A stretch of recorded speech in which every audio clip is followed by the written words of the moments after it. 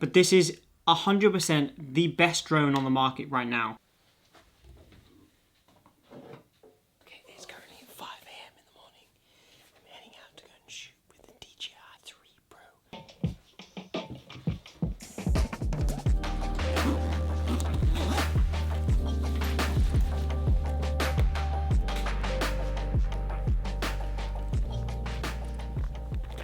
Now, already we have a slight problem because it does look, as you can see, a little bit overcast. It wasn't supposed to be any cloud at all.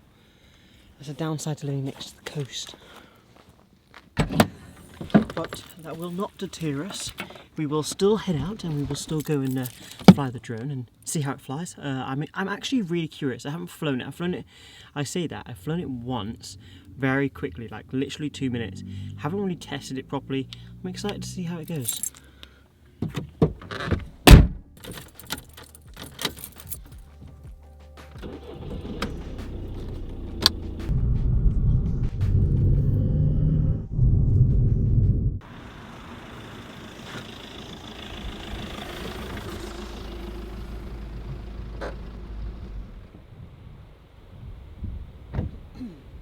Okay, so I've come down to Newgale Beach again. I was here the other day doing a video because as the sun rises, I'm hoping it'll light up this whole beach.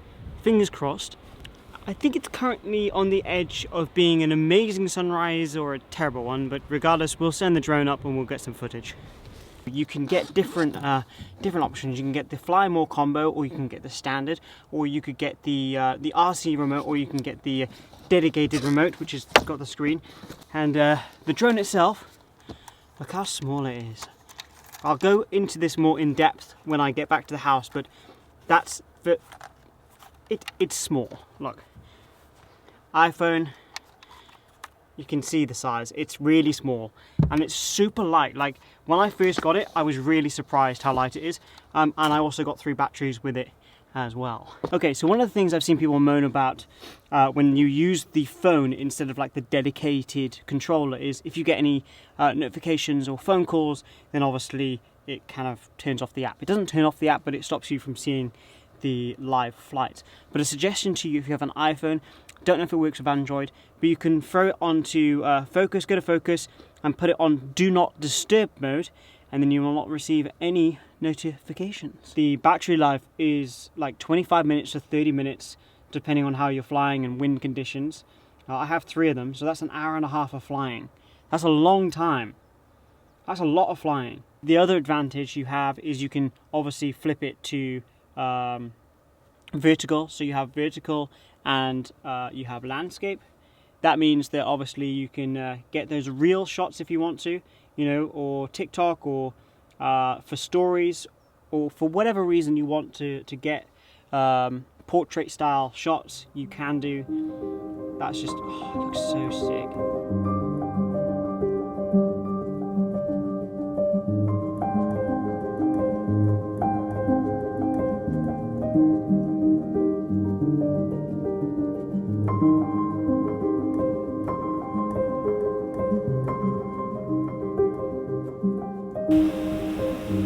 Okay, so 2 successful flights. Drone's just here. The wind right now it's not like super windy. You can kind of see by my hair, which looks terrible, but it's not incredibly windy. There's been a couple of gusts. So obviously down by the ocean there is a couple of gusts, and you can see like how it kind of corrects itself. So when you see these gusts of winds, it's kind of going, you know, like it's correcting itself really well, and it's holding itself, it's staying stable. Overall, I generally think it's impressive. I've got 1 more battery that I'm going to utilize just as that sun comes up. The sky looks amazing. Look at this sky up here. This looks so good. It's actually turning out pretty good, turning into a really good, look at this. Looks sick. What an amazing way to start the day. Need to bring it in because it's dying. To be honest with you, to be able to fly for basically 30 minutes without having to return is incredible. And the fact that I've been down here now for best part of an hour, I've got another half an hour to go, it's incredible for the size. I mean, for the size of what you've got, what you're using, it's so worth the money, because what you can get with that is incredible.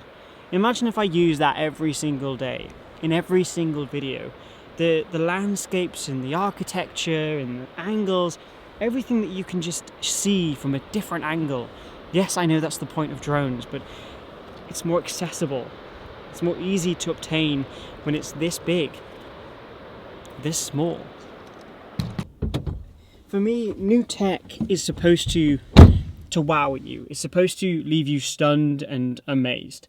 And I generally haven't felt like that since the first time I ever flown a drone. So the first drone I ever owned was the DJI Mavic Pro when it first came out. And I got it actually when it was released in New Zealand. I was the first person in New Zealand to get that drone. And that generally, I was the first person in New Zealand to have that drone. And this, I generally haven't felt anything like that since I had that drone. And this here has just given me that same excitement for the future.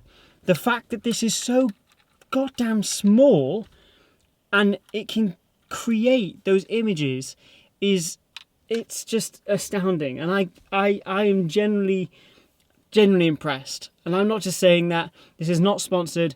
I bought that with my own money and I couldn't be happier with my decision.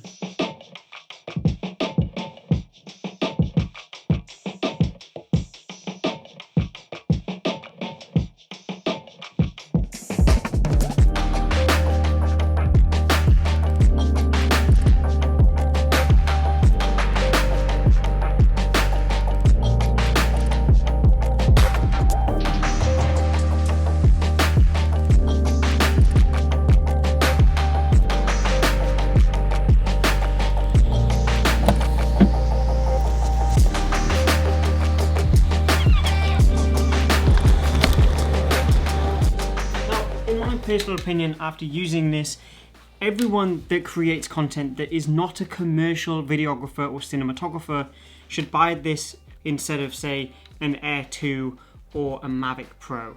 Now, the reason I'm saying that very confidently is because the image quality that comes out of this is insane. And for what I do, the brands that I work with, both for video and photo, I think this is sufficient enough for what I do.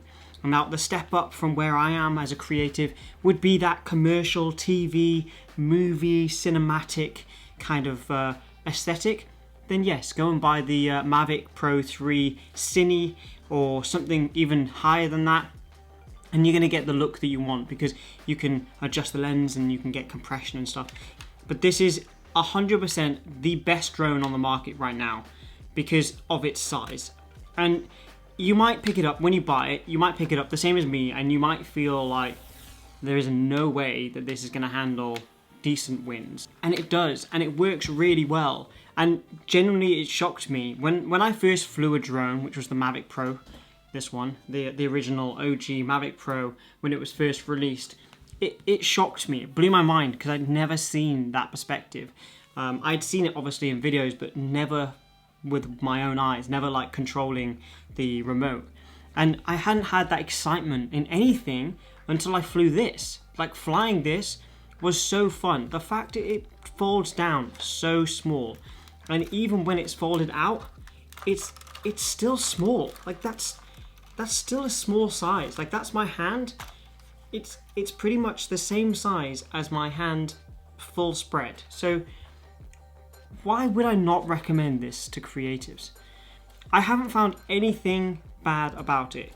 The whole battery just slides in the back here, goes in and out nice and easy. You can charge them really simply and easy. The SD card is on the back here. It's got a ton of sensors. It's got amazing tracking, which you saw in one of the clips. I'm playing it over the top of me talking now. And I would say it's the drone to get. Personally, I would say if you want to go and buy a drone, this is the drone that you should be going to buy today. I'll leave a link in the description if I've convinced you.